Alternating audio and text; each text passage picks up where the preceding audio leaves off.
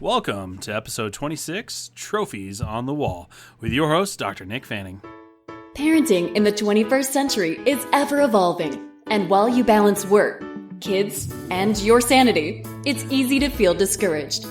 Welcome to the Super Parent Syndrome with your host, Dr. Nick Fanning. Hey, brave parents out there, Dr. Nick Fanning again, with you once more. We're going to be talking about celebration.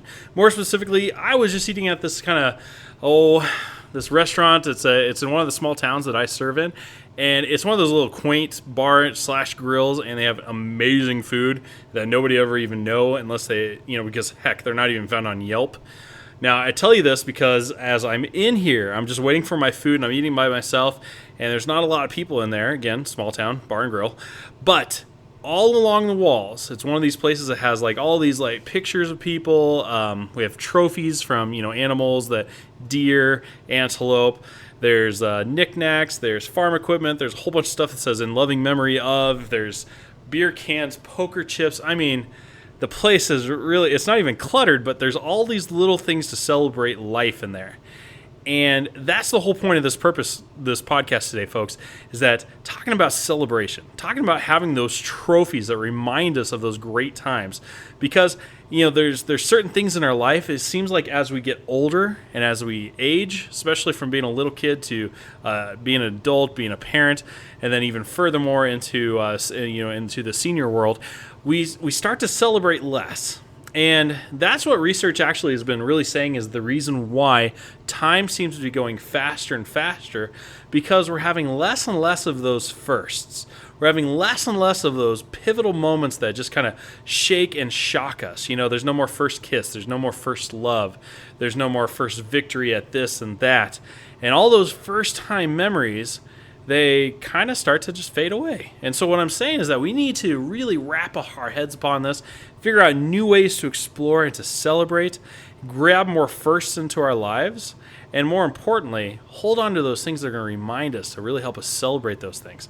Now, some people like to use a success journal, and what that is that every night they start to write down all the things that are that they achieved, or they did good, or they're proud of, or sometimes you just start with one, maybe three things, and then you can expand on from that, or brain dump for 2 whole minutes. But then you always have this journal to look back of, and so when that fear and those doubts and those demons are trying to yell at you, telling you you're not good enough, or you start thinking you're not a good parent, because those things, they talk to all of us. It's not just certain people that feel like that. You are definitely not alone in this as listening to that garbage of saying, hey, I'm not good enough, or totally can't believe I did this, and we totally beat ourselves up for no reason whatsoever.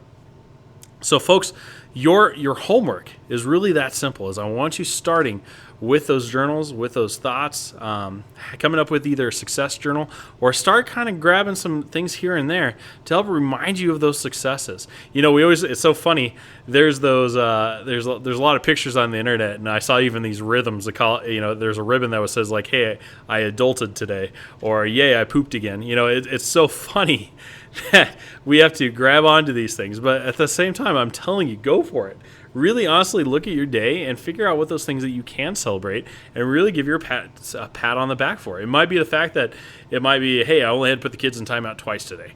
Or, instead of just losing my cool, I was able to, talk it through with my child about not breaking, my stuff again. It doesn't matter what it might be. But again, there's so much that you accomplish every single day. You guys are all so amazing. And for some of you heard that and you completely doubted me there. And yet, I bet if I asked some of the closest people that are around you, they would think that you're absolutely amazing. And so that's what I mean, folks. Parents, especially if you're listening to this podcast, I already know that you're not mediocre. People that are not mediocre don't listen to podcasts like this. People that are mediocre are watching TV for 8 hours a day. They're stuck on social media. They're not trying to improve themselves. And so I know if you're in my audience, if you're listening to this, you're that 3% that are going above and beyond, using that precious free time to try to take things up a notch. And I got to tell you, I am so proud of you. It's a good job. But the thing is, you need to celebrate more, because anybody that's a high achiever anyway, they work really hard, they achieve it, and it's like, it was no big deal. And yet it is. You yourself need a honestly take a look at your life and celebrate the fact that you are amazing. I believe in you. The people around you believe in you.